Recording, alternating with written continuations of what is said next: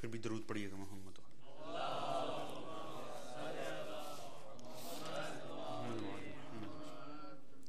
مرحوم سید ابو الحسن نقوی ابن اسد اللہ خان نقوی، مرحومہ مرضیہ حسن نقوی بنت تقی حسین رضوی، مرحوم عسکر علی رضوی ابن حسن علی رضوی کے لیے خصوصاً، عموماً تمام مرحوم مومنین و مومنات کے لیے، اپنے اپنے مرحومین کے لیے، خصوصاً شہدائے ملت جعفریہ کے لیے، اس خاندان کے دیگر مرحومین کے لیے، سب کے لیے اجتماعی سورہ فاتحہ۔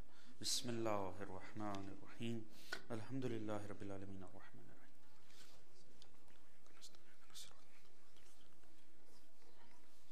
بسم اللہ الرحمن الرحیم، قل هو الله بسم اللہ قل هو الله بسم اللہ الرحمن قل هو الله بسم اللہ اللہم صلی علی محمد و آل محمد بآواز بلند سلام، اللہم صلی علی محمد و آل محمد، استغفر اللہ ربی و اتوب الیہ، اعوذ باللہ من الشیطان الرجیم، بسم اللہ الرحمن الرحیم، الحمد للہ المعروف من غیر رویت وخالق من غیر منصبت، خلق الخلائق بقدرته واستبدل الارباب بعزته وسعد العظماء بجود، نحمده ونصلي على رسوله الكريم أيها المكي المدني الأمي الاتهامي صاحب وقار والسكينة المدفون بأرض مدينة أبي القاسم مصطفى محمد، اللهم صل على محمد وعلى آله الطيبين الطاهرين المظلومين المعصومين الذين أذهب الله عنهم الرجس وطهرهم تطهيرا، اللهم صل على محمد اما بعد فقد قال اللہ تعالی سبحانہ فی قرآنہ المجید وفرقانہ الحمید وهو الكتاب المحکم وقولہ الحق، بسم اللہ الرحمن الرحیم، واللہ اخرجکم من بطون امہاتکم لا تعلمون شیئا وجعل لكم السمع والابصار والافئدة لعلكم تشکرون، صلوات محمد وعلی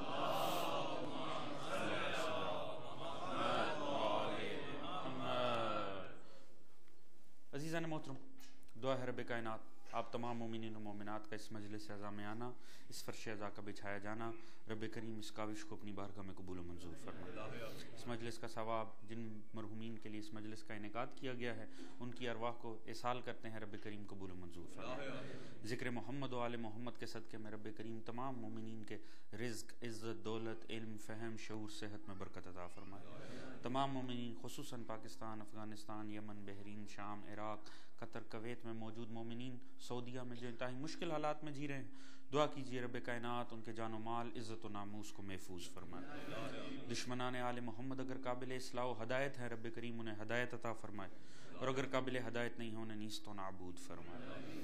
امام زمانہ علیہ السلام کا ظہور جلد فرمائے، ہم سب کو آپ کی سپاہ میں شامل فرمائے، ہم سب کو آپ کے منتظرین میں شمار فرمائے، تمام مومنین کو آپس میں اتفاق، اتحاد، پیار، محبت، خلوص، اخوت کی دولت عطا فرمائے، ہم سب کو سیرت محمد و آل محمد پڑھنے، اسے سمجھنے اور اس پہ عمل کرنے کی توفیق عطا فرمائے، ہم سب کا خاتمہ بالخیر فرمائے، اور مرحومین سمیت ہم سب کو آخرت میں شفاعت محمد و آل محمد سے بہرہ مند فرمائے۔ ایک مخصوص دعا کے لیے کہا گیا ہے کہ محترمہ روشن بانو شیوانی یہ بیمار ہیں، دعا کیجیے رب کائنات بیماری کربلا کے صدقے میں انہیں شفا عطا فرمائے۔ جتنے بھی بیمار ہیں اس کمیونٹی میں رب کریم ان سب کو صحت کامل و عاجلہ عطا فرمائے۔ بزرگوں کا سایہ ہمارے سروں پہ سلامت رہے، بزرگوں کو چھوٹوں سے شفقت اور چھوٹوں کو بڑوں کی عزت کرنے کی توفیق عطا فرمائے، اور ہم سب کو سوائے غم آل محمد کے کوئی غم عطا نہ فرمائے۔ ایک بلند تر صلوات پڑھیے گا محمد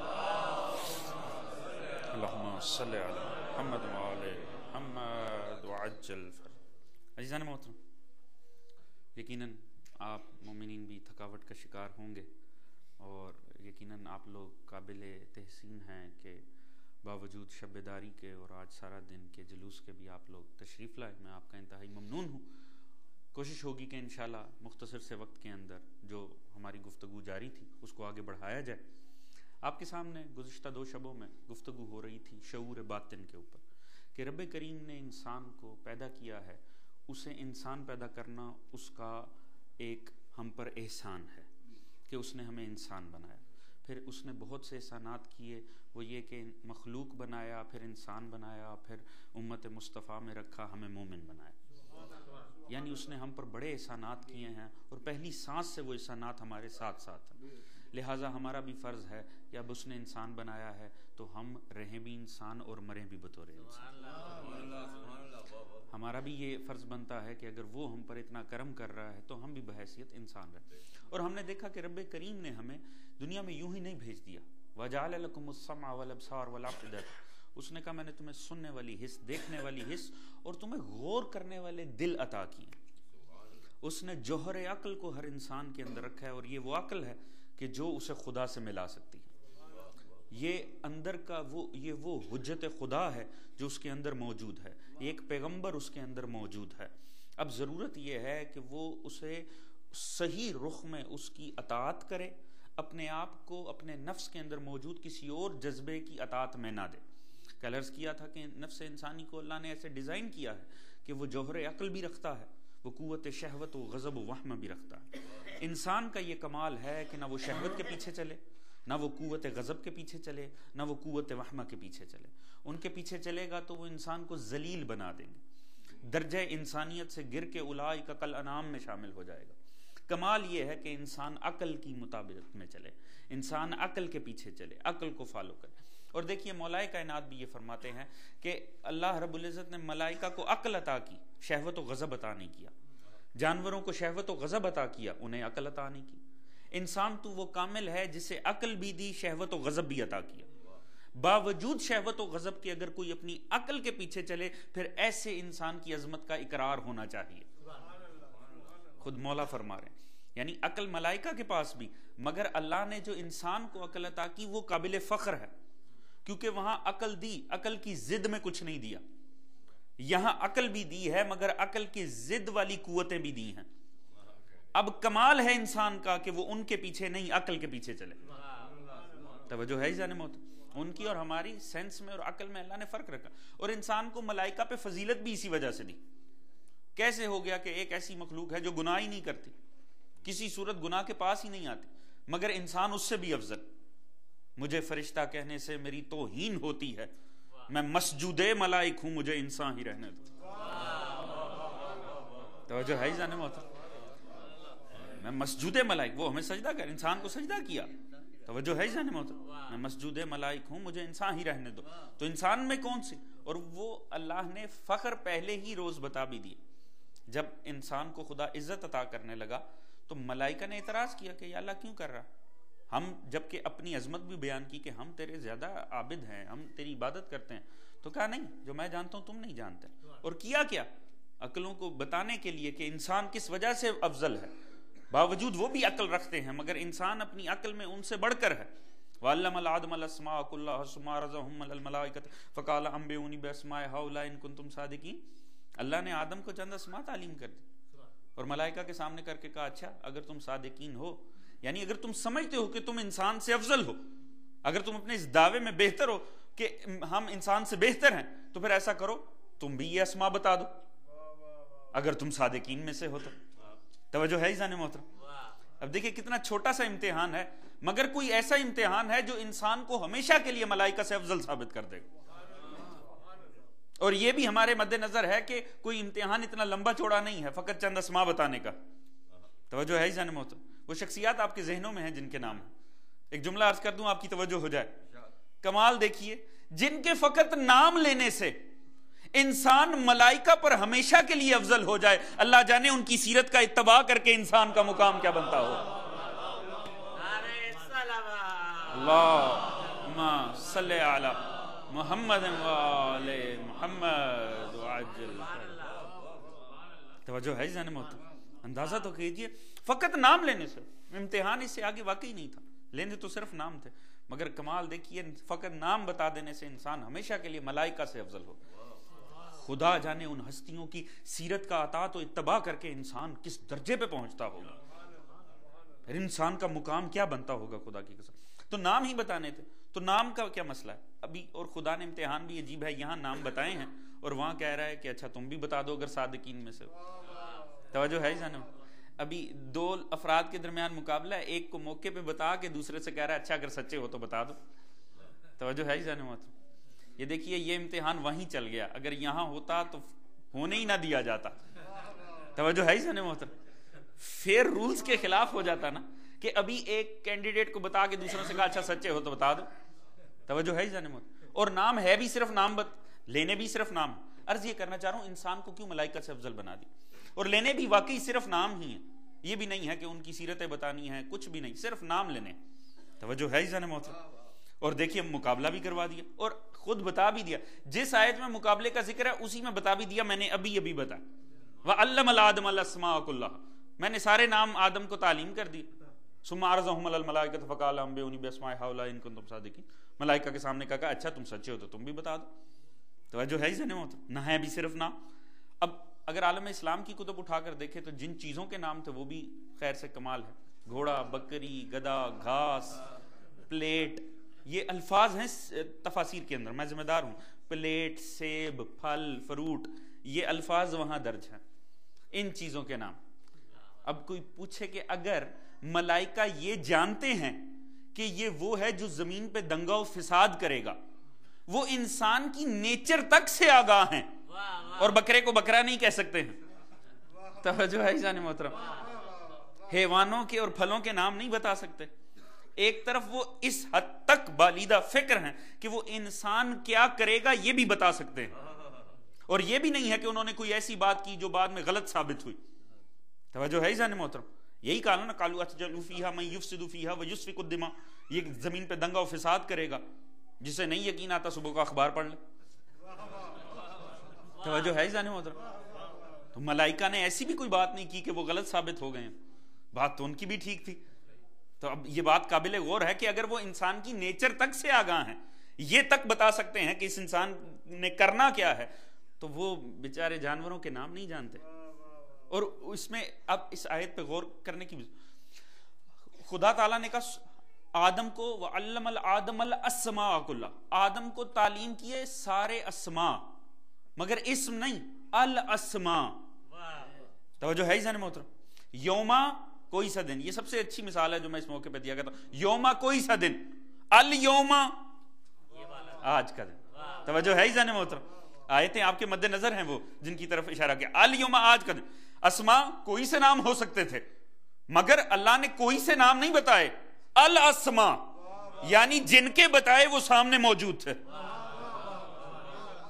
توجہ ہے جان محترم، جن کے بھی نام بتائے وہ سامنے موجود تھے، اور پھر ثم عرضہم علی الملائکۃ، ٹھیک ہے سامنے موجود تھے، اب تصور کیا جاتا ہے خدا نے سارا کچھ اوپر پھل فروٹ ساری چیزیں جمع کر لی ہوں، گو کہ تھوڑا مشکل کام ہے اب کیونکہ اس میں یہ بھی ہے ساری دنیا کی اشیاء، اب اللہ نے عرش کے اوپر اتنا بڑی منڈی سجا دی اور پھر پوچھا۔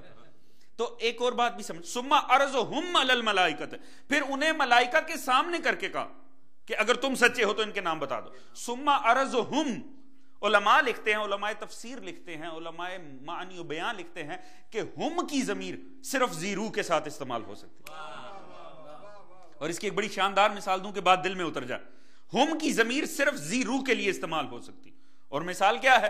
جبرائیل نے پوچھا ومن تحت الکساء، ہم اہل بیت النبوت، توجہ ہے، ہم فاطمہ تو ہم کی ضمیر جب آئے گی زیرو کے ساتھ آئے گی، غیر زیرو کے ساتھ ہم کی ضمیر نہیں آ سکتی۔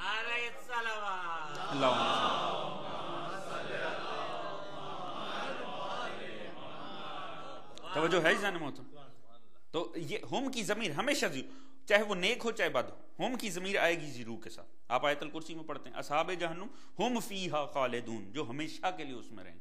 ہم کی ضمیر بہرحال زیرو کے لیے استعمال، لہذا ایک بات حقیقت ہے کہ جو بھی ادھر تھی زیرو ہستیاں تھیں، غیر جاندار شیاء نہیں تھیں، زیرو ہستیاں تھیں اور موقع پر موجود تھیں۔ مگر مقابلہ پھر اتنا ہی کہ صرف نام بتانے ہیں. اور اب خدا نے بتایا کہ جو میں نے عقل کا جوہر عطا کیا ہے تو انسان کس وجہ سے ملائکہ سے افضل ہے. کر دیا سامنے، نام ہی ہے. اور یہ نہیں ہو سکتا کہ ملائکہ ناموں سے آشنا نہ ہو. آپ کی اور میرے سامنے وہ ہزار روایتیں موجود ہیں، عرش پہ ان کے نام لکھے، باب جنت کے پر ان کے نام لکھے. ایسا ہے کہ نہیں ہے؟ مختلف روایتیں ہمارے سامنے.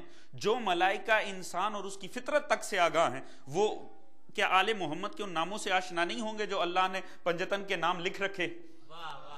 اور اللہ نے یہی کہا کہ میں نے آدم کو صرف نام تعلیم کیے. کیوں؟ یہ مقابلے میں یہ نہیں ہے کہ انفیئر کام ہو رہا ہے، یہ کام فیئر ہو رہا ہے کہ جتنا جانتے تھے ملائکہ اتنا ہی آدم کو بھی بتا دیا گیا، تاکہ اب امتحان فیئر ہو جائے. وہ بھی نام جانتے ہیں، انہیں بھی نام بتا دیے. اب امتحان جو ہے وہ فیئر ہوگا. تو اب امتحان نام ہی لینے ہیں. نام تو وہ بھی جانتے ہیں، نام آدم کو بھی بتا دیے. تو اب امتحان کیا ہے؟ اب سمجھ میں آئے گا فرشتوں کی عقل کہاں اور انسان کا کمال کہاں. توجہ ہے عزیزان محترم؟ نام ہے فرشتوں کے پاس بھی، نام ہے آدم کے پاس بھی، شخصیات سامنے ہیں. اب بتانا ہے یہ نام کس کا ہے. توجہ ہے عزیزان محترم؟ نام ملائکہ بھی جانتے ہیں، نام آدم کو پتا چل گئے. اب پتا چلے گا کمال آدمیت کیا ہے. فرشتے نام رکھتے ہیں مگر وہ عقل نہیں رکھتے جو عقل انسان کا جوہر ہے، جو ظاہر سے باطن میں اتر جاتا ہے. توجہ ہے عزیزان محترم؟ جو معلوم سے مجہول کو جان لیتا ہے، جو عیاں سے مخفی کو جان لیتا ہے. اب یہاں نام ہے، شخصیات حجاب الہی میں ہیں، فرشتے نہیں آگے بڑھ سکے. آدم نے بھی ناموں پہ دیکھا، شخصیات پہ غور کیا، بس اب اپنی اس کمال آدمیت کو استعمال کیا جو ظاہر سے باطن میں اترتی ہے. جسے محمود پایا اسے محمد بتا دیا، جسے اعلیٰ دیکھا اسے علی کہہ دیا، جسے فاتر دیکھا اسے فاطمہ کہہ دیا، جسے محسن دیکھا اسے حسن کہہ دیا، جسے قدیم الاحسان پایا اسے حسین کہہ دیا. اللہم صلی علی محمد وآل محمد وعجل. توجہ ہے عزیزان محترم؟ وہ اب یہ ہے جوہر انسانیت، وہ عقل جو اشیاء کی ماہیت و حقیقت کو جان لیتی. یہ ہے قوت وہمہ کو اگر عقل کے تابع کیا جائے. توجہ ہے عزیزان محترم؟ عقل جب اپنے کمال پہ پہنچے حکمت کو پا لیتی. یہ وہ جوہر ہے جو ملائکہ کی عقل کو عطا ہی نہیں ہوا، وہ اس گہرائی میں جا ہی نہیں سکتی. یہ انسان کی عقل ہے جسے اللہ رب العزت نے اس حد تک وسیع کیا ہے. اسی لیے عرض کیا تھا ہر نفس کی ہر کیفیت کے لطف بنائے گئے مگر باقی سب کے لطف عارضی ہیں. ایک مرتبہ مل جائے تسکین ہو جاتی ہے. عقل کو ایسا جوہر بنایا جتنا بھی ملتا چلا جائے اس کی تسکین ہی نہیں ہوتی ہے. یہ گہرائی اور گہرائی میں اترتی چلی جاتی ہے، یہ آگے بڑھتی چلی جاتی. اور میں عرض کرتا ہوں فرشتوں کا قصور بھی کوئی نہیں ہے، فرشتوں کا قصور بھی نہیں ہے. کیوں؟ کیونکہ جن شخصیات کے نام بتانے تھے ان کا مزاج ہی ایسا ہے. وہ کسی بھی قسم کے حجاب میں چلے جائیں تو پھر پہچان مشکل ہو جاتی ہے. توجہ ہے عزیزان محترم؟ وہ تو حجاب نور تھا آسماں پہ، ہم نے تو حجاب زہرا میں بھی دیکھا ہے کہ روز کا جانے والا جبرائیل بھی پوچھتا ہے یا اللہ ومن تحت الغذا. اللہم صلی علی محمد وآل محمد وعجل محمد وعجل. توجہ ہے عزیزان محترم؟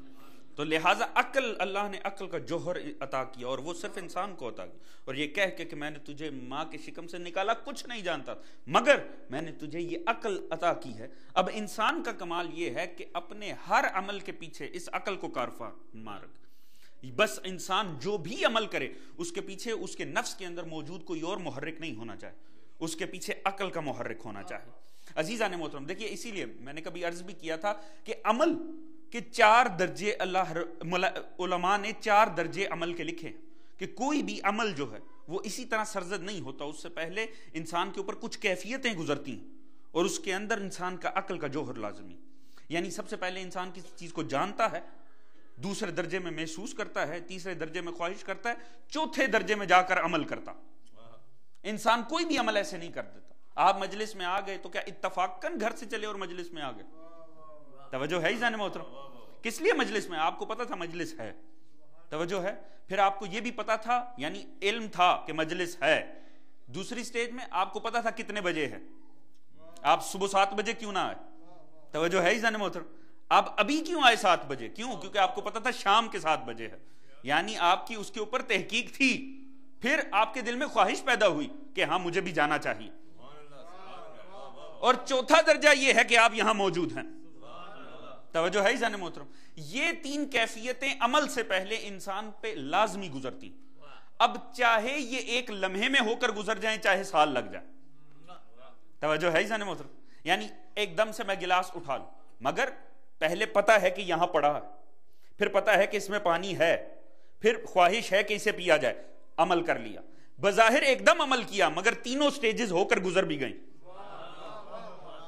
توجہ ہے عزیزان محترم، دیکھیے آپ نے گھر لیا، ایسے ہی لے لیا، آپ نے سب سے پہلے آپ کو پتہ چلا ایک گھر ہے بک رہا، پھر آپ نے تفتیش کی کتنے کا بک رہا ہے، کیسا ہے، میری سہولت کے مطابق ہے کہ نہیں، پھر خواہش ہوئی ہاں یہ بہترین ہے مجھے لے لینا چاہیے، پھر آپ نے جا کے لیا، چاہے علم میں آنے سے لے کر خریدنے تک سال گزر گیا مگر یہ تین سٹیجز لازمی گزری۔ توجہ ہے عزیزان محترم، انسان کا عمل ہو ہی نہیں سکتا ان کے بغیر، ہر عمل، اسی لیے کہا گیا اچھا علم حاصل کرو۔ توجہ ہے عزیزان محترم، یہ دیکھیے خالق فطرت نے کیوں، دین نے کیوں کہا ماں کی گود سے علم حاصل کرو، اور علم حاصل پاکیزہ علم حاصل کرو، کیوں؟ خواہش کا دار و مدار علم پہ ہے، جیسا علم ہوگا ویسی تمہاری خواہشات ڈیولپ ہوں گی۔ توجہ ہے عزیزان محترم، یہ کہہ سکتا تھا اچھا چاہو، اس نے کہا علم اچھا حاصل کرو، کیوں؟ کیونکہ خواہش کا دار و مدار علم پہ ہوتا ہے، اگر علم غلیظ ہوگا تو خواہشات بری بنیں گی، اگر علم اچھا ہوگا خواہش خود بخود اچھی بن جائے گی۔ توجہ ہے عزیزان محترم، بات تو تھی علم کا کیا ہے، علم کا تعلق تو صرف ذہن سے ہے، اس کا عمل سے تو تعلق نہیں ہے، ذہن سے ہے، ہاں عمل کا دار و مدار اس علم کے بنیاد پر۔ خدا نے یہ نہیں کہا عمل ہمیشہ اچھا کرو، کہا علم ہی اچھا حاصل کرو، یعنی پہلی سیڑھی پر ہدایت کر دی۔ توجہ ہے عزیزان محترم، آپ دیکھیے کل اسلام جا کر اٹھا لیں، کل فقہ اٹھا کر دیکھ لیں، معاملہ ایسے ہی ہے۔ اللہ رب العزت جو سیڑھی میں کہتا ہوں غلط چھت سے لگی ہونا، خدا یہ نہیں کہتا اس چھت پہ جانا حرام ہے، خدا کہتا ہے اس سیڑھی پہ قدم رکھنا حرام۔ یہ بات بڑی سمجھنے کی عزیز، اگر آپ غور کریں تو ہم وہاں پر ہم کنفیوز ہو جاتے ہیں، یہ حرام کیوں قرار دے دیا، اس سے کیا ہو جاتا۔ توجہ ہے عزیزان محترم، اور پھر شیطان ہمیں بتاتا ہے کیوں ہم ٹھیک ہیں، ان کو دیکھو وہ تو وہاں کھڑے ہیں، انہیں دیکھو وہ تو وہاں کھڑے ہیں، ہمیں پتہ بھی نہیں چلتا، ہم کہتے ہیں یہاں کیوں پابندی لگ گئی۔ عزیز جس نے پابندی لگائی ہے وہ آپ کی فکر کا بھی خالق ہے، وہ جانتا ہے کیسے سیڑھیاں عبور ہوتی چلی جائیں گی پتہ بھی نہیں چلے گا، لہٰذا پہلی سیڑھی پر ہی پابندی لگا دیتا، اس محفل میں ہی نہ بیٹھو جہاں پی جائے۔ توجہ ہے عزیزان محترم، ہم کہتے ہیں ہم پیتے تھوڑی ساتھ ہی بیٹھ رہے ہیں نا، ساتھ بیٹھنے سے کیا ہوتا ہے، آپ کو نہیں پتا کہ کیا ہوتا ہے، آج ساتھ بیٹھے ہیں، ایک دفعہ انکار، 2 دفعہ، 3 دفعہ، 10 دفعہ، ہو سکتا ہے جام ہاتھ میں آ جائے۔ توجہ ہے عزیزان محترم، خدا کہتا ہے ساتھ ہی نہ بیٹھو، پہلی سیڑھی پر پابندی، جیسا علم حاصل کرو گے ویسی خواہش بنے گی، لہٰذا علم ہی اچھا حاصل کرو تاکہ اچھی خواہشات ڈیولپ ہوں، پھر جیسی خواہش ہوگی ویسا عمل ہوگا، اسی لیے کہہ دیا عمل کا دار و مدار نیت پہ ہوتا۔ عزیز دیکھیے میں نے عرض کیا تھا خدا احسان در احسان کرتا، عمل کا دار و مدار ہوتا ہی نیت و خواہش پہ ہے، ایسے ہی ہے جی، اس نے ثواب اور گناہ کو خواہش سے مشروط کر دیا، اور کریمی دیکھیں کہتا ہے تم اچھا چاہ لو عمل نہ بھی کر سکے میں اجر دے دوں گا، مگر برا چاہو گے بھی تو تب تک گناہ نہیں دوں گا جب تک عمل میں نہیں ڈھل جاتا۔ سوچئے خدا کتنا کریم ہے، کتنا رحیم ہے، اچھا سوچ لو اجر دے دیتا ہے عمل ہو نہ ہو، مگر برا سوچ لو تب تک قلم روکتا ہے جب تک عمل میں نہ ڈھل جائے، اور معصوم فرماتے عمل ہو جائے تب تک بھی روکتا ہے کہ شاید توبہ کی منزل آ جائے۔ احسان در احسان در احسان خدا انسان پہ کرتا۔ تو کمال دیکھیے اچھا علم حاصل کرو تاکہ اچھی خواہش بن جائے، اچھی خواہش ہوگی عمل خود بخود اچھا ہوگا، لہٰذا اپنی عقلوں کو یعنی کار فرما رکھو، عقل کو اچھے علم سے رزق عطا کرو تاکہ وہ تمہارے لیے اچھے خواہشیں لے کر آئے، تاکہ اچھی خواہش کے اوپر عمل بھی اچھا بنے۔ اب کمال دیکھیے یہ تو ہماری منزل ہے، اور محمد و آل محمد کی منزل کیا ہے؟ توجہ ہے جان محترم، ایک جملہ عرض کروں، خدا نے ان کی عصمت کو عمل سے مشروط کیا ہے؟ نہیں، ایسا ہے ہی نہیں۔ ارشاد فرماتا ہے وما تشاؤون الا ان یشاء اللہ، اے محمد و آل محمد تم تو کچھ چاہتے ہی نہیں ہو، تم وہی چاہتے ہو جو میں چاہتا ہوں۔ توجہ ہے جان محترم؟ عمل ہوتا ہے خواہش پر. اللہ نے آل محمد کے عمل کی گارنٹی نہیں لی, اللہ نے ان کی خواہش کی گارنٹی لی ہے. یعنی عمل کے درجے میں نہیں, خواہش کے درجے میں ہی معصوم ہے. اللہم صلی علی محمد و آل محمد. توجہ ہے جان محترم؟ یعنی معصوم کے عمل پہ بات ہی نہیں ہو سکتی, معصوم کے عمل پہ کویسچن اٹھ ہی نہیں سکتا. کیوں؟ اس کا عمل نہیں, اس کی خواہش اللہ کی خواہش ہے. اب جو بھی کرے وہ نہیں خدا کر رہا. یعنی بات ہی نہیں ہو سکتی صلح کیوں کی, بات ہی نہیں ہو سکتی کہ جنگ کے لیے چلے ہی کیوں. معصوم کے عمل پر بات نہیں ہو سکتی, اس کی خواہش اللہ کی خواہش ہے, وہ خواہش کے درجے میں ہی معصوم ہے. تو انسان سے تقاضا ہی عزیز یہ ہے کہ اپنی ہر عمل کو اپنے عقل, اور عقل کے پیچھے علم ہونا لازمی ہے. لہٰذا اچھا علم دو. کیوں؟ میں نے عرض کیا تھا نفس کی یہ چاروں چیزیں جو ہیں انہیں بہرحال فیڈ بیرونی امداد سے ہوتی. جسے بیرونی امداد زیادہ مل جائے گی وہ طاقتور ہو جائے گی. قوت غضب کو کر دیا تو پھر وہ باغی ہو جائے گی, قوت شہوت کو کر دیا عقل پہ حاوی ہو جائے گی. کمال انسانی یہ ہے کہ اچھے پاکیزہ علم کے ذریعے اپنی عقل کو طاقت عطا کرے, اپنے عقل کو قوت عطا کرے. کیوں؟ کیونکہ عزیز مسئلہ یہ ہے کہ کارزار نفس کے اندر ایک مسلسل جہاد جاری ہے. یعنی نفس انسانی کے اندر میں نے عرض کیا تھا باقی تینوں قوتوں کی ہر وقت عالم مبارزہ میں ہے قوت عقل کے ساتھ. یعنی قوت غضب کی یہ خواہش ہے کہ میں طاقت پکڑوں اور عقل کے اوپر حاوی ہو جاؤں. قوت شہوت کہتی ہے کہ میں طاقت پکڑوں. اب انسان کا کمال یہ ہے کہ عقل کی فتح ہو. یعنی ایک مسلسل اندر ضد لگی ہوئی, جہاد لگا ہوا. اور ایسے میں ایک شہید مرتضی مطہری نے بڑی خوبصورت ایک لطیف مثال دی. وہ فرماتے ہیں نفس اور بدن ہر وقت آپس میں عالم جنگ میں رہتے, ہر وقت لڑتے رہتے ہیں. اب انسان کا کمال یہ ہے کہ وہ اپنی نفس ناطقہ, اپنی روح کو طاقتور کرے. کیونکہ مسئلہ یہ ہے کہ جو اعلیٰ نفس ہوتے ہیں, جو اعلیٰ ارواح ہوتی ہیں نا, یہ جسم کیا ہے؟ جسم صرف ایک ذریعہ ہے, اس روح کے, اس نفس کے اس دنیا میں آ جانے کا وسیلہ ہے. وہ نفس آ ہی نہیں سکتا تھا اگر یہ ڈھانچہ نہ ہوتا, اگر یہ پنجرہ نہ ہوتا جس کے اندر وہ قید ہے. لہٰذا یہ ایک ٹول ہے, ایک ذریعہ ہے جس کے ذریعے وہ دنیا میں آیا. اب یہاں مسئلہ یہ ہے کہ بدن چاہتا ہے, باقی تینوں قوتیں بدن کی لطف سے تعلق رکھتی, ایک عقل ہے جو روح کے لطف سے تعلق رکھتی. لہٰذا ان تینوں کی کوشش ہوتی ہے اس انسان کو مجبور کرے وہ کام کرنے کے کہ بدن طاقت پکڑے. اور اگر وہ طاقت پکڑے گا تو چونکہ آپس میں ضد ہے روح اور جسم کی, تو قوت عقل ہے روح کی محافظ, یہ تینوں ہیں جسم کی.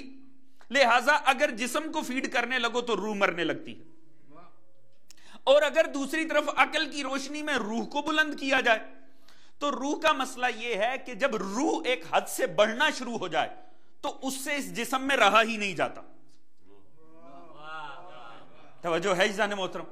کیونکہ جو روحیں بلند ہونے لگیں, جو نفس عظمت پانے لگے نا, تو اس سے ہوتا یہ ہے کہ وہ اس حد تک عظمت پاتے ہیں کہ اس میں رہا نہیں جاتا, پھر اسے زخم کھانے پڑتے ہیں. توجہ ہے جان محترم؟ اب اتنا وقت نہیں ہے, آخری مجلس ہے, پوری کربلا کو ذہن میں رکھ کے سنیے گا, پوری سیرت ائمہ کو ذہن میں رکھ کے سنیے گا کہ مسئلہ یہ ہے روح اور جسم کی ہے آپس میں ضد. ایک قوت عقل ہے جو روح کے ساتھ ہے, باقی غضب شہوت وہ سب کچھ جسم کے ساتھ ہے. آپس میں چونکہ ضد ہے لہٰذا ایک کو طاقتور ہو تو دوسرے کو موت آتی ہے.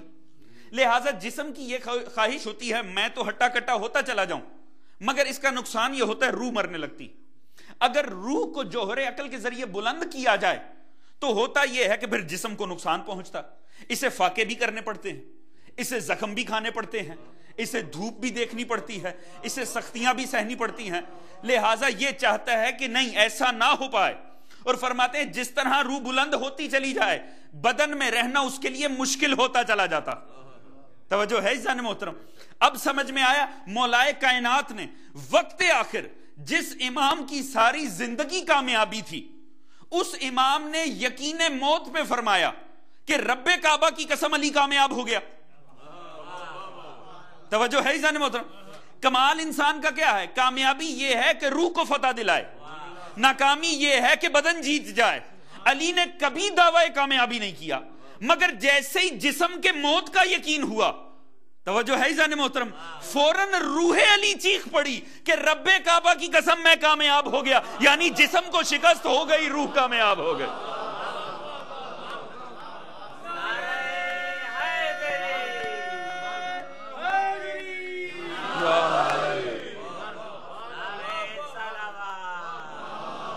اللہم صلی محمد وآل محمد وعجل۔ توجہ ہے عزیزان محترم، یعنی روح نے اپنی کامیابی کا اعلان کیا کہ ایک انسان کی جو الٹیمیٹ فتح ہے وہ ادھر میسر آ گئی ہے، کہ جسم مر گیا ہے، جسم کی موت کنفرم ہو گئی ہے، اس کا مطلب ہے روح نے اپنی عظمت کو پا لیا۔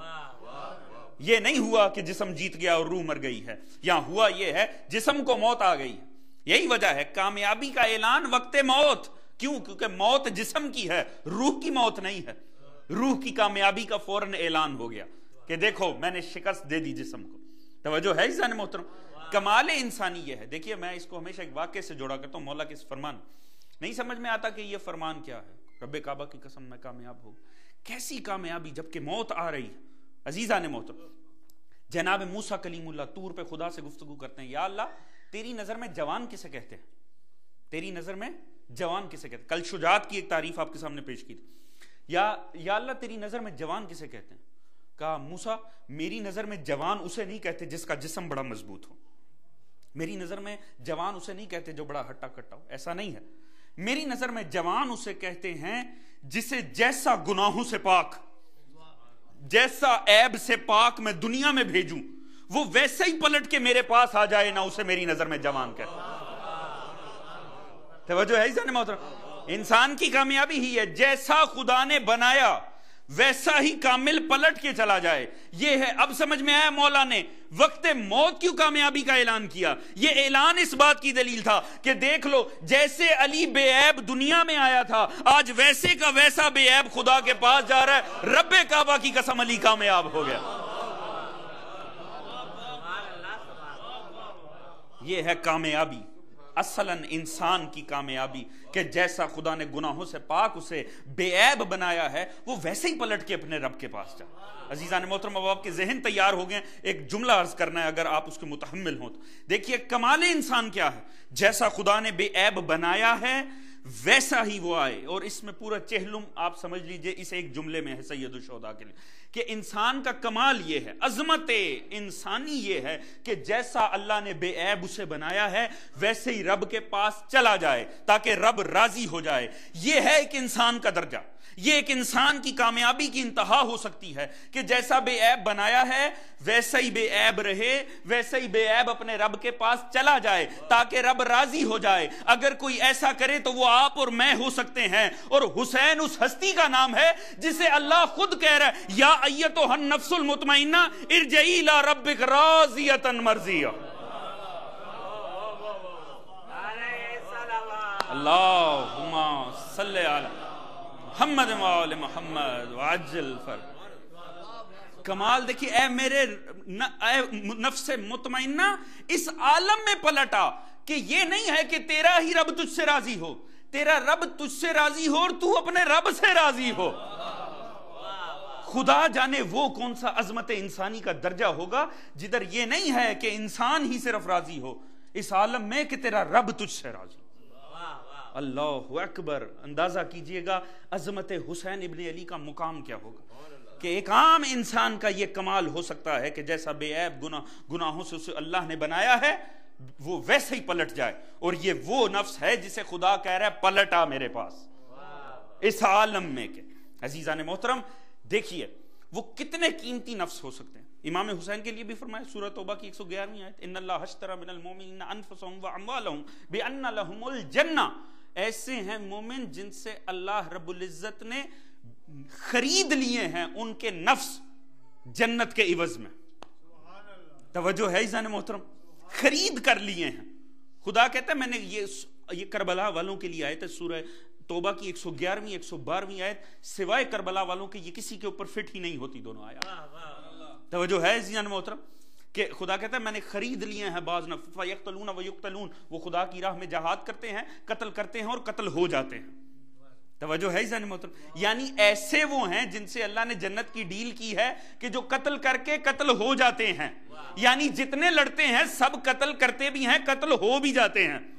عالم اسلام میں سوائے کربلا کے کوئی ایسا لشکر ہی نہیں. توجہ. وعدن علیہ حق فی التوراۃ والانجیل، خدا کہتا ہے میں نے یہ وعدہ حق کیا ہے، تورات میں بھی ہے، انجیل میں بھی، قرآن کے اندر بھی. ان اللہ اشتری من المؤمنین انفسهم واموالهم بان لهم الجنہ، جنت کے عوض میں میں نے ان سے خرید کیا. آپ دیکھیے کمال نہیں، مولائے کائنات لیٹتے ہیں بستر پہ، خدا فرماتا ہے ومن الناس من یشری نفسه ابتغاء مرضات اللہ، ایسا بھی ہے انسانوں میں جو خدا کی رضا کی خاطر بیچ دیتا ہے. نہ بیچنے کی بات کبھی علی نے کی، نہ بیچنے کی بات کبھی حسین نے کی. توجہ ہے جانو، بڑا لطف آئے گا اگر آپ توجہ کریں.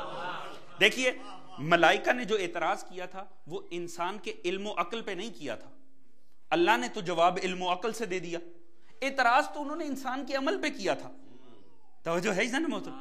انہوں نے یہ تھوڑی کہا تھا یا اللہ اسے بنانے جا رہا ہے جس کی عقل ہی ٹھیک نہیں ہے، یا اللہ انہیں بنانے جا رہا ہے خلیفہ جن کا علم ہی پست ہے. انہوں نے کہا تھا یا اللہ انہیں بنانے جا رہا ہے جو زمین پہ دنگا و فساد کریں گے. یعنی اصلاً انسان کے عمل پہ اعتراض کیا تھا. اللہ نے جو امتحان کروایا اس میں عمل تھا ہی نہیں. اللہ نے جو جواب ان کو امتحان کروا کے ان کی تسلی کروا دی وہ تو سراسر مبنی بر علم و عقل تھا. لہٰذا اس کا مطلب ہے کہ عمل میں وہ ہم سے بڑھ گئے نہیں. خدا نے کہا انی عالم و ما لا تعلمون، جو میں جانتا ہوں وہ تم نہیں جانتے. یہ خدا کیا جانتا تھا؟ توجہ ہے جان محترم؟ بڑی توجہ چاہوں گا. اب دیکھیے خدا کیا جانتا تھا جو انہیں کہے تم جو میں جانتا ہوں وہ تم نہیں جانتے. آخر خدا کے نزدیک کوئی ایسی ہستیاں بھی ہونی چاہیے جو اپنے عمل میں بھی فرشتوں سے افضل ہوں. اور اللہ نے جواب دیا ہی تب جب علی لیٹے ہیں بستر پہ. جبرائیل و میکائیل میں نے تم میں سے ایک دوسرے کا تمہیں بھائی بنایا، اب تم میں سے کون ہے جو اپنی اضافی عمر دوسرے بھائی کو دے دے؟ دونوں ہی مکر گئے، نہیں دیتے. توجہ ہے جانے محترم؟ خواہشات نفسانی تو رکھتے نہیں ہیں، نہ قوت غضب ہے، نہ قوت وہم ہے، نہ شہوت ہے، پھر بھی کہا نہیں دیتے. کیوں؟ جو جتنی دیر زندہ رہے گا اتنی خدا کی عبادت کرے گا. لالچ عبادت میں دوسرے کو اپنی زندگی نہیں دی. کہا اچھا ذرا زمین پہ جا کر دیکھو، میں نے علی اور محمد کو ایک دوسرے کا بھائی بنایا تھا، جاؤ جا کر دیکھو علی اپنی عمر کو اپنے بھائی محمد پہ قربان کر رہا. جاؤ جا کر دیکھو. دونوں آ گئے، ایک سہرانے آ گیا، ایک پائنتی کی طرف آ گیا. یا علی آپ کو مبارک ہو، اللہ رب العزت آپ کی وجہ سے ملائکہ پہ فخر کر رہا. اللہ رب العزت نے ملائکہ کو بتا دیا یاد رکھو انسان صرف علم میں ہی نہیں، انسان اگر حق انسانیت ادا کرنے پر آ جائے تو وہ عمل میں بھی فرشتوں سے افضل. یا ہمارے اعمال نے تو فرشتوں کو سچ ثابت کر دیا تھا، جو وہ کہہ رہے تھے ہم وہی کر رہے ہیں. پر اللہ رب العزت جواب دیتے وقت ہمیں مد نظر نہیں رکھ رہا، صبر علی ابن ابی طالب کو رکھ رہا، صلح امام حسن کو رکھ رہا ہے، کربلائے حسینی کو رکھ رہا ہے. انہی شخصیات کو رب کریم قیامت والے دن پیش کر کے کہے گا دیکھو میں نہ کہتا تھا انی عالم ما لا تعلمون، جو میں جانتا ہوں وہ تم نہیں جانتے. تمہارے نزدیک. اسی لیے مولائے کائنات کو اس دن کسی اور لفظ سے نہیں وَمِنَ النَّاسِ سے اللہ نے لفظ انسان کہہ کر مخاطب کیا تاکہ عظمت انسان واضح ہو جائے کہ یہ انسان کی عظمت ہے. خدا انسان دو ہی بنیاد پہ چیزیں خریدتا، یا ضرورت ہو، احتیاج ہو، یا شے اتنی قیمتی ہو کہ دل ہو یہ میرے پاس ہونی چاہیے. توجہ ہے جان محترم؟ عقیدہ توحید ہمارا اجازت ہی نہیں دیتا ہم اللہ کو ایک لمحے کے لیے کسی کا محتاج سمجھیں. ایسے ہی ہے، مگر جب بھی ان کی بات آتی ہے خدا کہتا ہے میں خرید رہا ہوں، بیچا جا رہا ہے. توجہ ہے جان محترم؟ اللہ سودے بازی کی بات کرتا ہے. توجہ ہے جان محترم؟ جبکہ یہ کبھی نہیں کہتے ہم بیچ رہے ہیں، ہم سودے بازی خدا سے کر رہے ہیں. خدا ہمیشہ کہتا ہے میں خرید رہا ہوں، بیچ رہے ہیں. توجہ ہے جان محترم؟ ایک لمحے کے لیے محتاج تو نہیں سمجھا جاتا. یقیناً ایک ہی بات ہے، نفس ہی اتنے قیمتی ہیں خدا چاہتا ہے یہ زمین پہ رہیں نہ، انہیں میں خریدنا چاہتا. یہ نفس مطمئنہ میرے پاس ہونے چاہیے. اور دیکھیے جتنی شے قیمتی ہونا بازار اتنا اونچا بنتا. ایسے ہی ہے جی، آپ کو پلاسٹک کی چیز ڈالر سٹور سے ملے گی، ہیرے کی دکان پہ نہیں. ہیرا ڈالر سٹور پہ نہیں ملے گا، اونچی دکان میں ملے گا. کیوں کہ جتنی قیمتی شے ہو بازار اتنا ہی اونچا ہوا کرتا ہے. اللہ جانے نفس علی و حسین کتنے قیمتی تھے، اللہ عرش پہ بازار سجا رہا. اللہم صلی علی محمد وآلِ محمد. علی نے تو کہا ہی نہیں کہ میں بیچنا چاہ رہا ہوں، خدا کہہ رہا ہے یہ جس نے اپنا نفس بیچ دیا. مولا نے تو ایک ہی تاریخ میں جملہ ہے، رسول سے پوچھا یا رسول میرے لیٹنے سے آپ کی جان بچ جائے گی؟ کہاں بچ جائے گی؟ علی لیٹ گئے. علی نے تو کہا ہی نہیں یا اللہ میں بیچنا چاہ رہا ہوں. توجہ ہے عزیزان محترم. اور خدا کہہ رہا ہے ایک وہ بھی ہے انسانوں میں سے جو بیچ دیتا ہے اپنے نفس کو خدا کی رضا کے بدلے میں. رضا اپنی دے رہا ہے. بچا مصطفیٰ کو رہے تھے. توجہ ہے عزیزان محترم. بچا مصطفیٰ کو رہے تھے، خدا کہہ رہا ہے مجھے بیچ دی اور بدلے میں میری رضا لے لی. توجہ ہے عزیزان محترم. کیوں؟ کیونکہ یہی اصل غلطی ہے کہ یہ سمجھا گیا کہ شاید مصطفیٰ جان بچا کے نکل رہے تھے. توجہ ہے عزیزان محترم. کمال دیکھیے ان نفوس کا کمال ہے، کیونکہ اس آیت میں اللہ نے لفظ انسان اور لفظ نفس دونوں کو استعمال کیا. انسان ہے جو نفس کو بیچ رہا ہے رضا کے بدلے میں. توجہ ہے عزیزان محترم. خدا نے کہا میں اپنی رضا دے رہا ہوں. بچایا مصطفیٰ کو تھا، اصلاً بچایا مصطفیٰ کو نہیں، بچایا توحید کو تھا. توجہ ہے عزیزان محترم. نہ ہی مصطفیٰ جان بچا کے جا رہے تھے. اگر یہ نظریہ اس لیے بنا لیا گیا کیونکہ کہیں اور بھی جان بچانے والوں کو ہجرت قرار دینا تھا. توجہ ہے عزیزان محترم. اگر تو جان بچا کے نبی نکل رہے تھے، اس کا مطلب ہے جان بچا کر نکلنا ہجرت ہو گیا. توجہ ہے عزیزان محترم. پھر تو سنت رسول ہو گئی، جب بھی جان پہ بنے تو نکل جاؤ. توجہ ہے عزیزان محترم.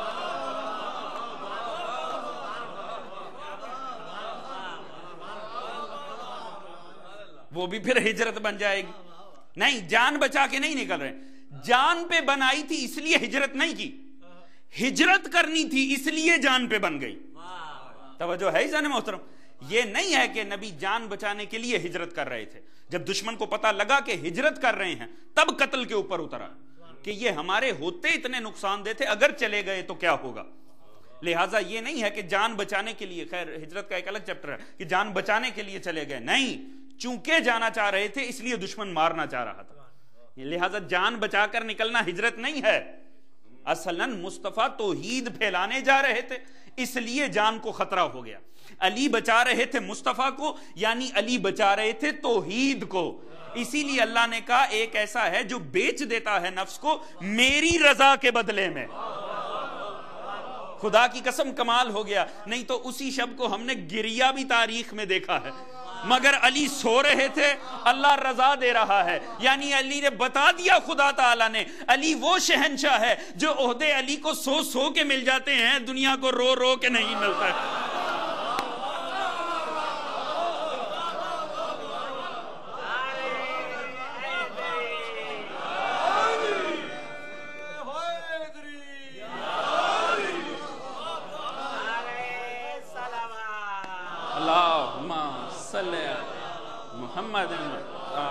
محمد وعجل. توجہ ہے عزیزان محترم.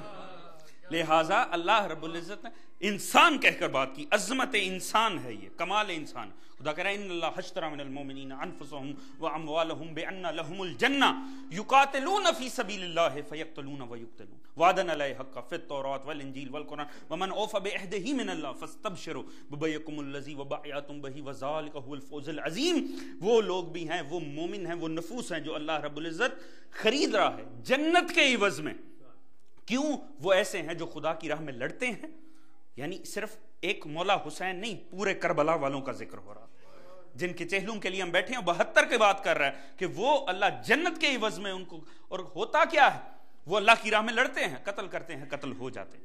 اب یہ جو ڈیل ہے جو انہوں نے اللہ سے کی ہے یہ اتنی پکی ہے کہ یہ میں نے تورات، انجیل، قرآن ہر جگہ لکھ دی. یعنی اس کے پیپر بڑے مستحق ہیں. اس کی رجسٹری جو ہے جنت کی وہ میں نے ہر آسمانی کتاب میں بنا دی. عزیزان محترم، اگر قرآن حق ہے نا اور بے شک ہے تو اس کا مطلب ہے اب جنت خدا کے پاس نہیں ہے. سورہ توبہ کی 111ویں آیت میں رجسٹری ہے جنت کی. خدا کہتا ہے جنت میں نے بیچ دی تھی، اب میرے پاس تو چند نفس پڑے ہوئے ہیں. جنت تو ان کے پاس ہے جن کے نفس اللہ کے پاس ہیں. توجہ ہے عزیزان محترم. دیکھیے خدا نے اپنی ایک تھی رضا ایک تھی جنت. رضا ہجرت کی رات علی کو دے دی, جنت حسین کو دے دی. اب اگر رضا چاہتے ہو علی کے در پہ چلے جاؤ, جنت چاہتے ہو حسین کے در پہ آ جاؤ.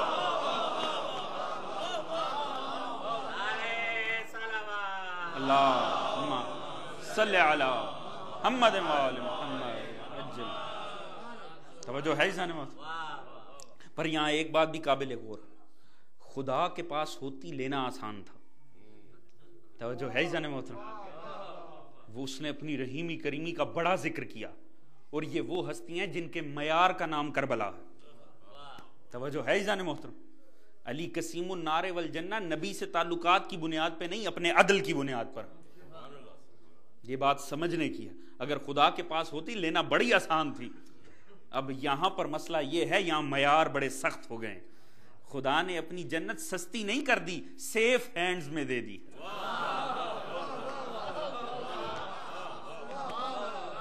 توجہ ہے عزیزان محترم, یہ بات سمجھنے کی ہے. اب خدا مطمئن ہے کہ اب کوئی غیر معیاری وہاں تک آ ہی نہیں سکتا, کیونکہ اب جن کے پاس ہے ان کے معیار بڑے سخت ہیں. تو خدا کہتا ہے جنت میں نے دے دی. نشانیاں کیا ہیں؟ وہ ہیں کون؟ التائبون, وہ توبہ کرنے. عزیزان محترم پورا ہمیں ہدایت کا فارمیٹ مل جاتا کہ آج اگر ایک بحیثیت انسان اپنے عقل و شعور کو استعمال کر کے وہ جو اللہ نے ہمیں ماں کے بطنوں سے نکالتے ہوئے جو طاقت ہمیں دی عقل, اسے بروئے کار لا کے آج کی زندگی میں ابھی تک کوئی 28 سال کا ہے, کوئی 32 سال کا, کوئی 40 سال کا, کوئی 45 سال کا, کوئی 48 سال کا, کوئی 60-70 سال کا, آج ہم ابتدا کرنا چاہتے ہیں اس عقل کی روشنی میں, اس عقل فطری کی روشنی میں دین کی طرف بڑھنے کی, تو ہمارا لاہ عمل کیا ہونا چاہیے؟ یہ بات سمجھنے کی ہے. آج ہمارا لاہ عمل کیا ہونا چاہیے؟ ٹھیک ہے جو زندگی گزر گئی سو گزر گئی, خدا کرے کہ وہ حق گزری ہو, خدا کرے کہ ایک ایک عمل صحیح گزرا ہو, مگر آج کے بعد اس چہلو میں سید الشہداء سے اٹھتے وقت ہماری زندگی کو کس قسم کا ہونا چاہیے؟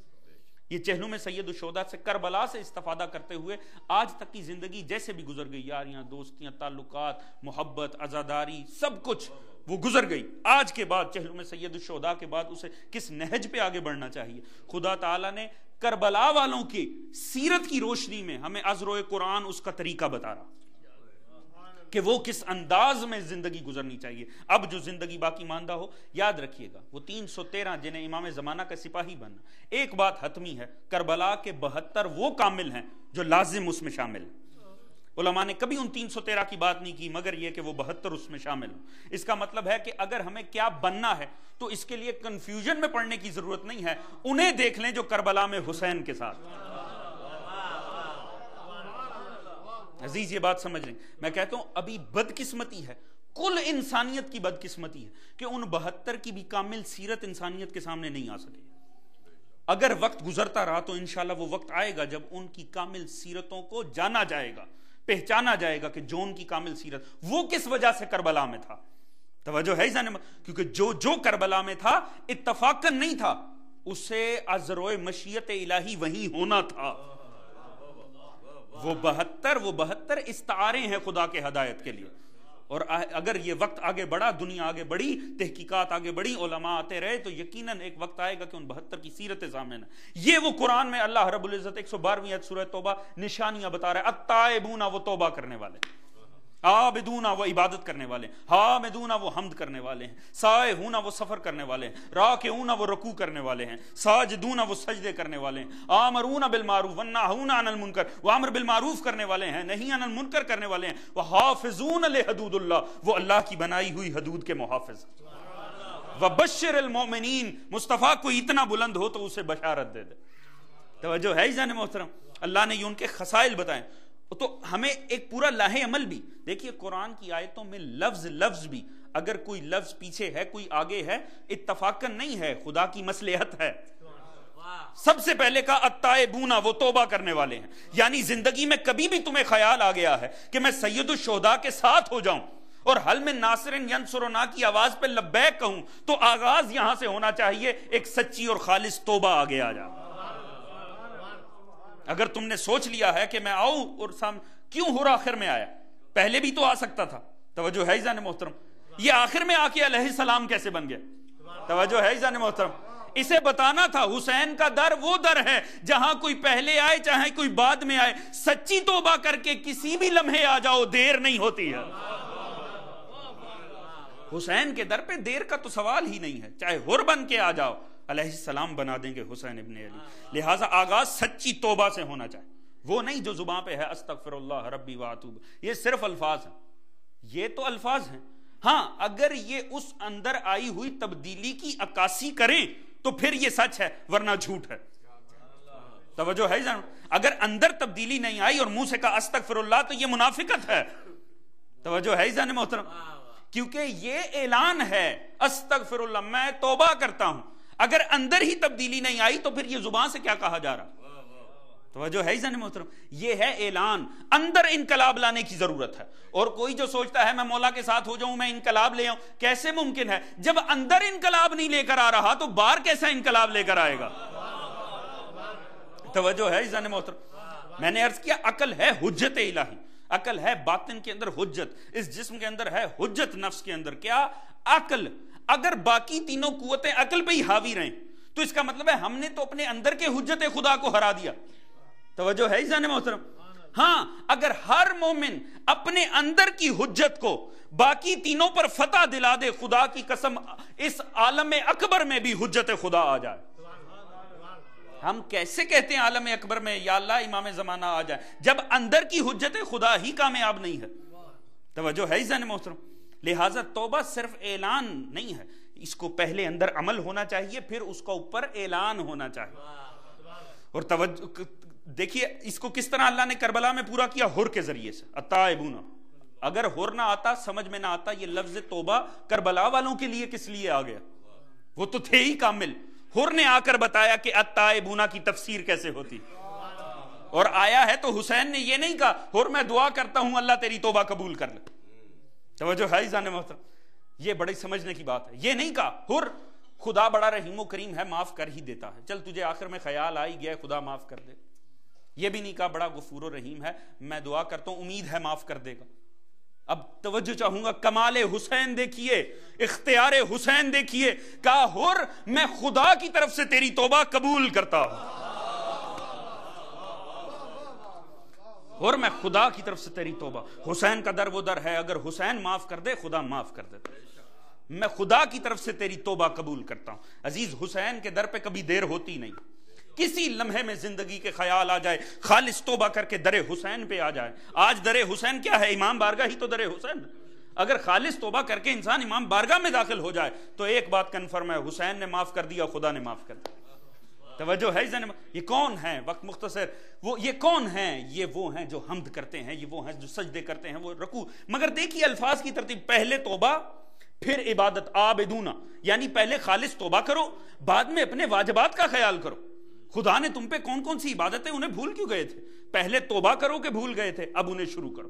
پھر دیکھیے عابدون، پھر اس کے بعد فرمایا حامدون، حمد بعد میں۔ خدا کی کیسی تعریف جب اس کی ماننی ہی نہیں ہے؟ توجہ ہے، پہلے توبہ کرو پھر اس کی مانو، اس کے بعد اس کی عظمت کا اقرار کرو۔ راکعون ساجدون، پھر اپنے آپ کو، رکوع سجدہ صرف نماز کا نہیں، پھر اپنے آپ کو اس قابل بناؤ جہاں دین کہے کھڑے ہو جاؤ کھڑے ہو جاؤ، جہاں کہے بیٹھ جاؤ وہاں بیٹھ جاؤ۔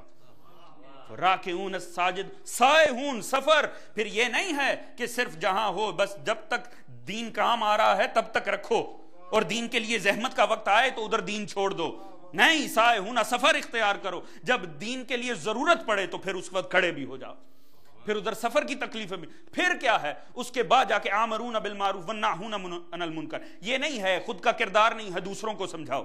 توجہ ہے جان محترم، پہلے اپنا ایک کردار بناؤ، اس کے بعد امر بالمعروف کی منزل پر آ جاؤ، ناہون، اور آخر میں حافظون لحدود اللہ، پھر اللہ کی حدود کے محافظ بن جاؤ، اللہ نے جو باؤنڈریز بنائی ہیں ان کے محافظ بن جاؤ، پھر ایسا کردار پیدا کر لو جہاں تم ہو وہاں کوئی دین کو پامال نہ کر سکے، کوئی ناراض ہوتا ہے ہو جائے، کوئی خوش رہتا ہے ہو جائے، مگر تمہارا کردار ایسا ہونا چاہیے تمہارے سامنے کوئی دین کو پامال نہ کر سکے، جہاں تم ہو وہاں دین پامال نہ ہو، اس طرح سے شریعت کے محافظ بن جاؤ۔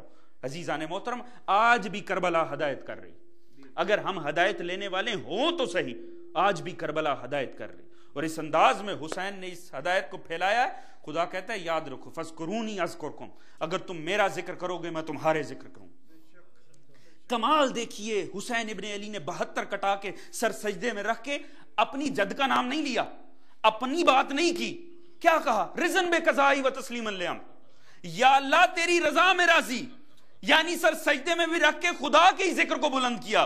خدا نے بھی ارادہ کر لیا حسین آج کے بعد تیرا ذکر جانے اور پھر میں جانوں، اب تیرے ذکر کو میں بلند کروں گا. رزق میرا ہوگا، تبرک تیرا کہلائے گا، پانی میرا ہوگا، سبیلیں تیرے نام کی ہوں گی.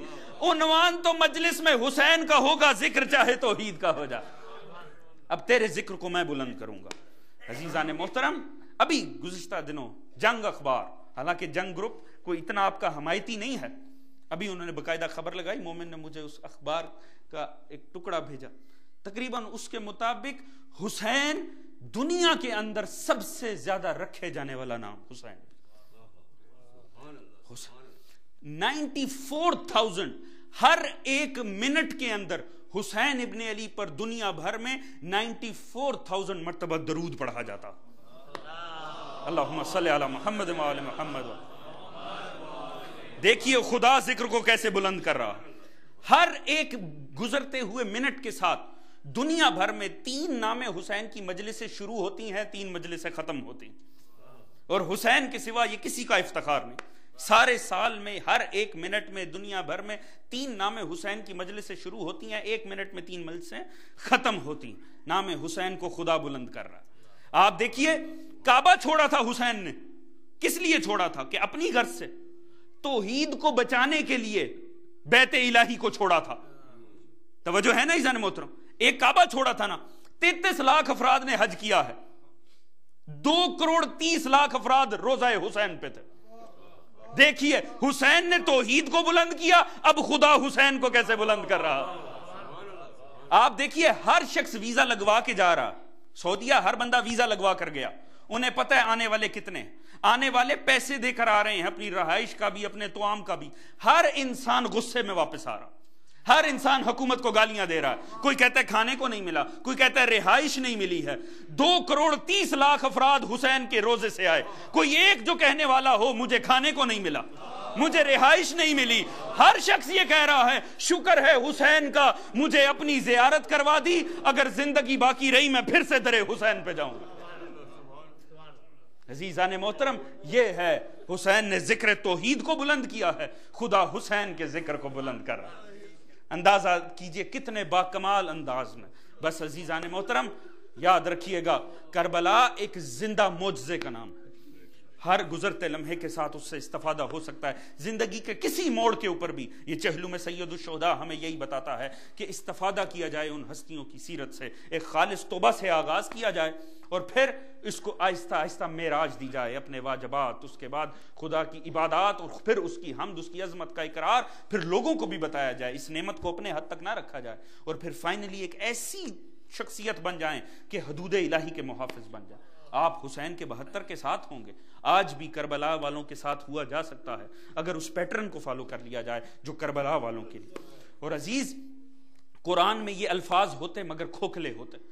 اگر جناب زینب ہمیں کربلا پہنچا نہ دیتی، ٹھیک ہے یہ الفاظ ہوتے ضرور مگر یہ معنی و تفسیر کی روشنی میں آگے نہ بڑھتے.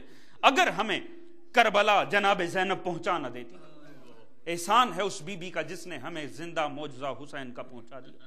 اگر جناب زینب نہ ہوتی تو شاید یہی وجہ. علامہ علی نکی نکن، خدا کی قسم خدا انہیں اجر عطا کے، عجیب جملہ انہوں نے لکھا. انہوں نے کہا شب کربلا کو، شب شہیدہ کو آپ نے فرمایا شب عاشوراں کو سب چلے جاؤ، اور جاتے وقت میرا بھی ایک ایک لیتے چلے جاؤ. ہاں جس نے جانا ہے لے جائے، میرے بھی ایک ایک عزیز کو لو، میرے بھی ایک ایک بیٹے کو لو اور چلے جاؤ. یہ اور بات ہے کوئی نہ گیا، مگر حسین نے کہہ دیا کہ لے جاؤ. یہ اس بات کی دلیل ہے حسین کا ہر کسی کے بغیر کربلا میں گزارا ہو جانا تھا. حسین نے کربلا کو برپا کر لینا تھا، مگر کسی کو یہ نہیں کہا ہاں جاتے ہوئے اپنی بیویاں لے کر جاؤ تو میری بہن زینب کو بھی لے جاؤ. ہر کسی کے بغیر حسین کا گزارا ہو سکتا تھا. زینب عالیہ وہ ہستی ہے جس کے بغیر حسین کا گزارا نہیں. کیوں؟ اس ہستی نے تو آگے پہنچانا تھا کربلا. کیا عزیز مجھے حکم ہے جناب زینب کے بھی کچھ مسائب پڑھا جائے اور واپسی کا بھی مسائب پڑھا، انشاءاللہ دونوں کو آپس میں ملا کر آپ کے سامنے جو ہمت ہو سکی پیش کرو۔ ایک روایت ایسی ہے، خدا کی قسم پہلے بھی سنا چکا ہوں، مگر مسائب میں میرا انتخاب ہے۔ مسائب کی اپنی اپنی کیفیتیں ہوا کرتی، اس روایت کی کیفیت ہی عجیب۔ دیکھیے کربلا میں ہوا کیا، وہ ظلم تھا، مگر باغی کہہ کے مارا جانا یہ اس سے بھی بڑا ظلم تھا۔ خود دنیا کو پتہ نہ چلنا کہ یہ کون ہے جنہیں شام کی عورتیں پتھر مار رہی ہیں، یہ مزید بڑا ظلم ہے۔ مارنے والی نہیں جانتی کہ ہم تو علی و بطول کی بیٹی کو پتھر مار رہے ہیں، یہ اس سے بھی بڑا عظیم ظلم۔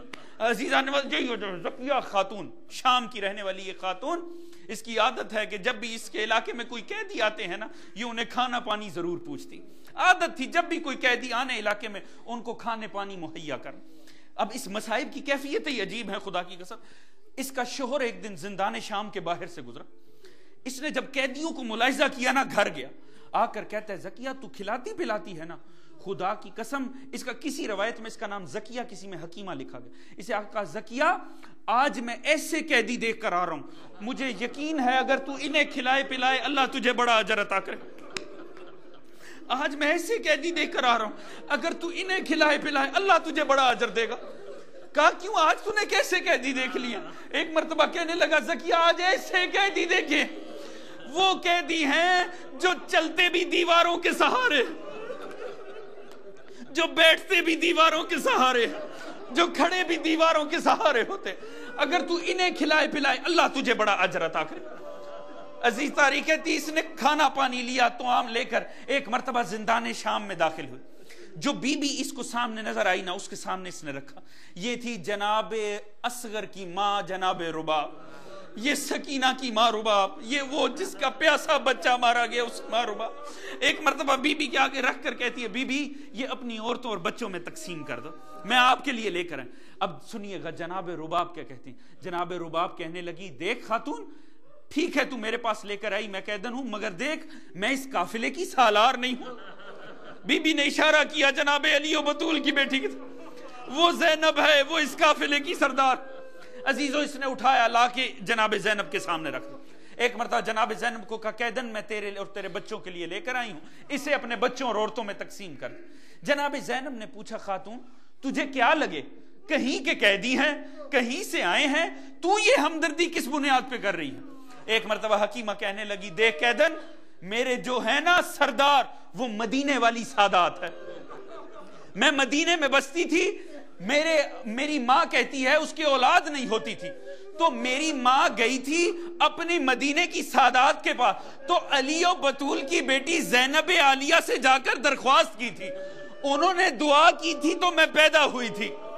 جب میں شادی اور رخصتی کے قابل ہوئی تو اس وقت میری ماں مجھے لے کر زینب عالیہ کے پاس گئی تھی، اور میری آقا زادی زینب کے سامنے بٹھا کر بتایا تھا کہ اس بی بی کی وجہ سے تو دنیا میں آئے، تو میں نے جناب زینب عالیہ سے، میں نے اپنی آقا زادی سے کہا تھا کہ آقا زادی زینب آپ بتائیے میں آپ کو کوئی انعام دینا چاہتی ہوں، تو اس وقت میری آقا زادی زینب نے کہا تھا کہ اے زکیہ ہم آل محمد کو انعامات کی ضرورت نہیں ہوتی، بس اتنا کرنا تو جہاں بھی بیاہ کر جا رہی ہے، اگر کبھی تیرے علاقے میں کوئی قیدی آئے نا تو زکیہ قیدیوں کو کھانا پانی ضرور دینا۔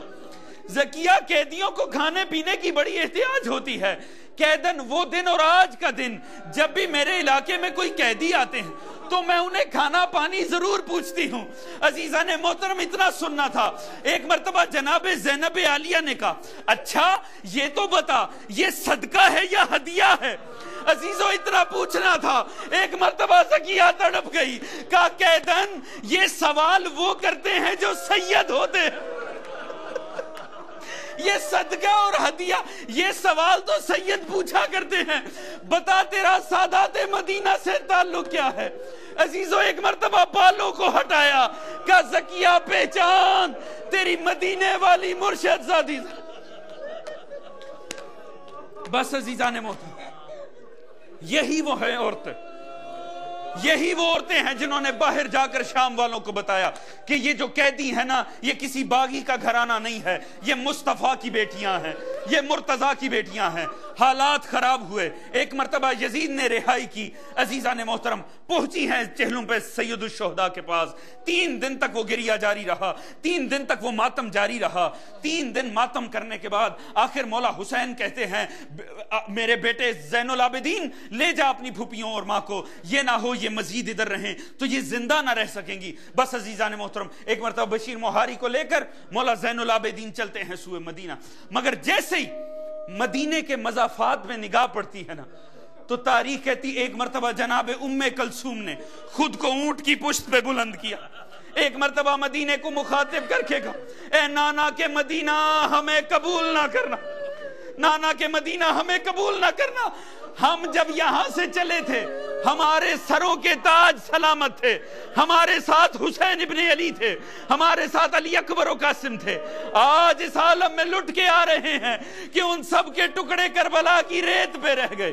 عزیزان محترم, بس مولا زین العابدین نے بشیر کو کہا, بشیر تیرا باپ اشعار کہہ لیا کرتا تھا, کیا تجھے بھی شعر کہنے آتے؟ اس نے کہا ہاں مولا کچھ کہہ لے. کہا جا کر منادی کر, بتا کہ وہ قافلہ جو 28 رجب پہ چلا تھا وہ لٹ کے واپس.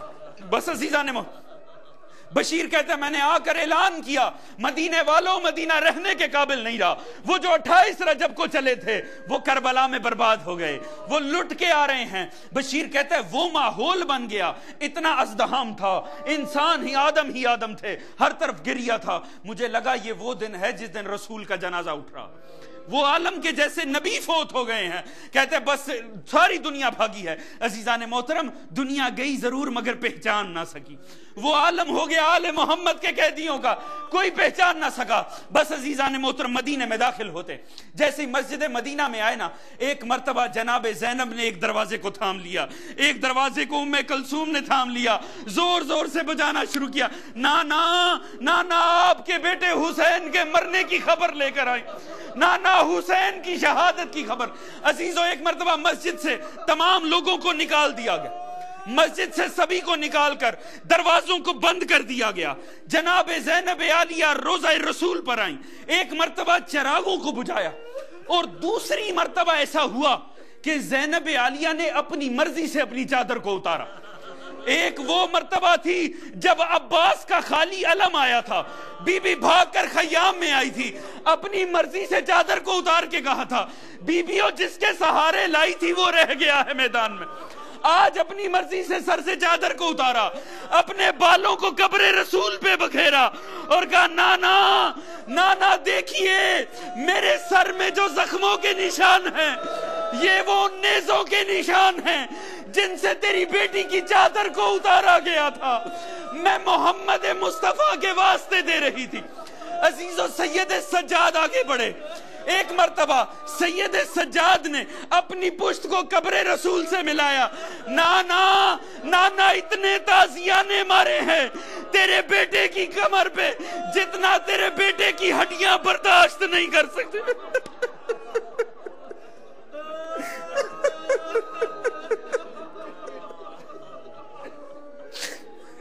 ماتم حسین.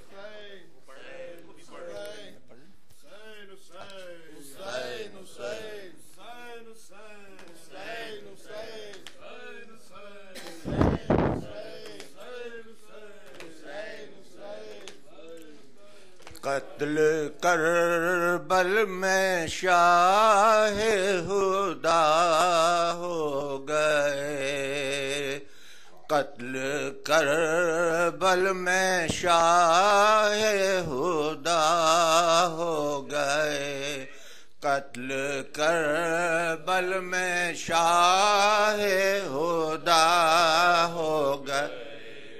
سر کٹانے کے بعد وفا ہو گئے، سر کٹانے کے بعد وفا ہو گئے، ظالموں کیا میں حیدر کا جایا نہیں، ظالموں کیا میں حیدر کا جایا نہیں، اماں زہرا نے شیر پلایا نہیں، اماں زہرا نے شیر پلایا نہیں، کیا محمد نے گودی کھلایا نہیں، کیا محمد نے گودی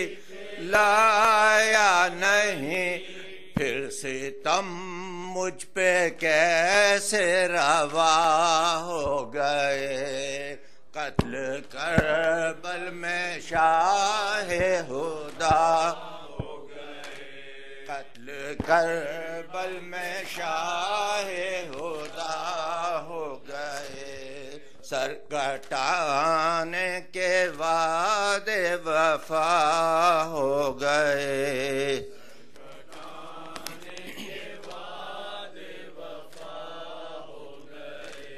ننگے سر شابتام ہو کے آئی ہوں میں، ننگے سر تابہ شام ہو کے آئی ہوں میں، سوگوار شہ کربلا آئی ہوں میں،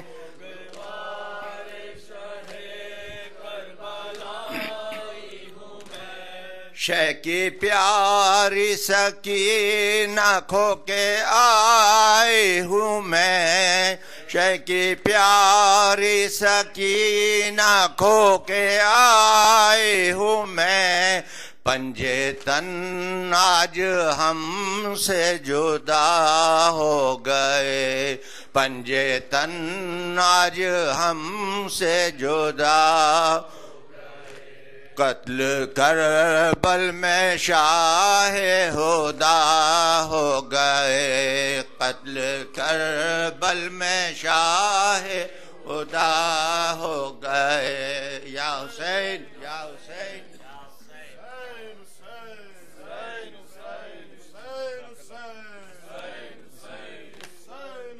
جب شام یا حسین یا حسین یا حسین یا حسین یا حسین حسین یا حسین یا حسین یا حسین یا حسین، جب شام کے زندان سے زینب جو رہا ہوگی، جب شام کے زندان سے زینب جو رہا ہوگی، جب شام کے زندان سے زینب جو رہا ہوگی، جب شام کے زندان سے زینب جو رہا ہوگی، جائے گی مدینے جب اس وقت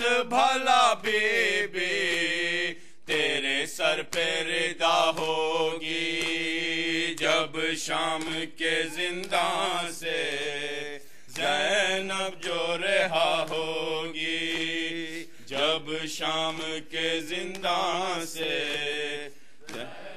جو رہا ہوگی، جب شام کے زندان سے زینب جو رہا ہوگی، نانا سے ملو گی جب ہاتھوں کو چھپاؤ گی، اور ماں کو بازاروں کے حالات سناؤ گی، ماں لہد میں تڑپے گی تیرے لٹنے کا سن سن کے، اور تجھ پہ فدا ہوگی جب شام کے زنداں سے زینب جو رہا ہوگی، جب شام کے زنداں سے زینب جو رہا ہوگی، جب شام کے زنداں سے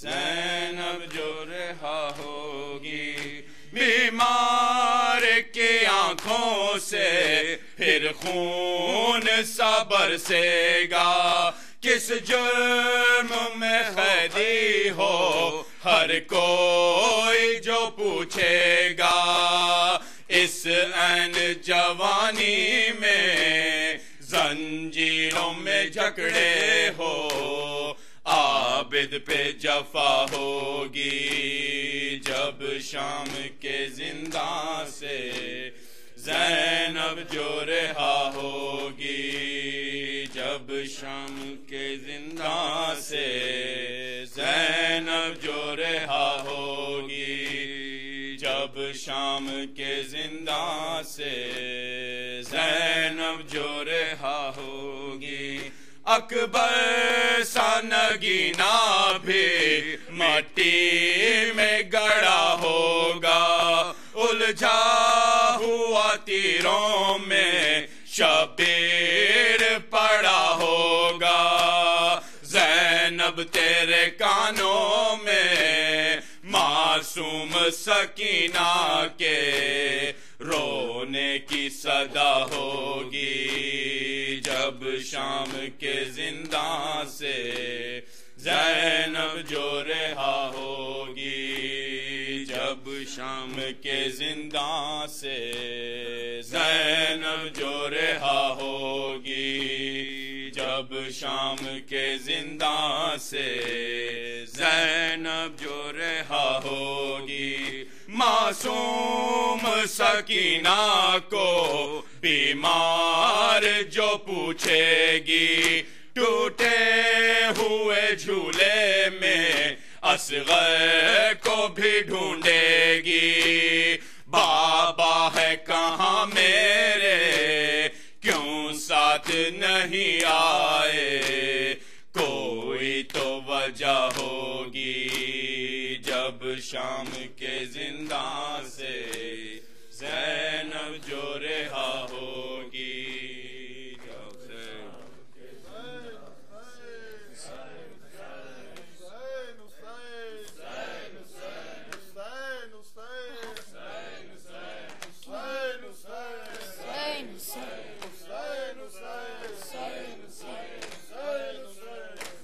ہائے میرے عباس، ہائے میرے عباس،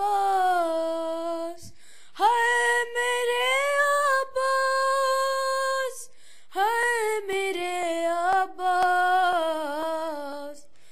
جب ردا سر سے چھنی میں صدا دیتی رہی، تو نہ آیا غازی، جب ردا سے چھنی میں صدا دیتی رہی، تو نہ آیا غازی، آل عمران کہاں اور زندان کہاں، یہ بہن قید ہوئی تو نہ آیا غازی، جب ردا سر سے چھنی میں صدا دیتی رہی، تو نہ آیا غازی، ہم کو پانی نہ ملے تیری خوشبو تو رہے، تیرے بازو نہ کٹے چاہے مشکی زاچ دے، یہ مگر ہو نہ سکا، تیرے بازو ہے جدا، مجھ پہ ہے تشنا لبی، تو نہ آیا غازی، ردا سر سے چھنی میں صدا دیتی رہی، تو نہ آیا غازی، دھوپ میں تو تھا حجر تجھ سے آباد تا گھر ہائے با رہنا میرا سر کیا نہیں تجھ کو خبر اے علمدار وفا اس بہن کو باخدا تجھ سے ڈھارستی بڑی تو نہ آیا غازی جب رضا سر سے چھنی میں صدا دیتی رہی تو نہ آیا غازی آ گئی شام علم لٹ گئے اہل حرم ریٹ پر جلتی ہوئی ہو گیا ٹھنڈا علم پرسہ دینے کے لیے مجھ سے ملنے کے لیے آ گئے بابا علی تو نہ آیا غازی جب رضا سر سے چھنی میں صدا دیتی رہی تو نہ آیا کیا کروں شعر میرے بے ردا ہم کو لیے یہ مسلمان سارے شہر در شہر گئے خلقت کوفہ کبھی خلقت شام کبھی بارہا ہم پہ ہنسی تو نہ آیا غازی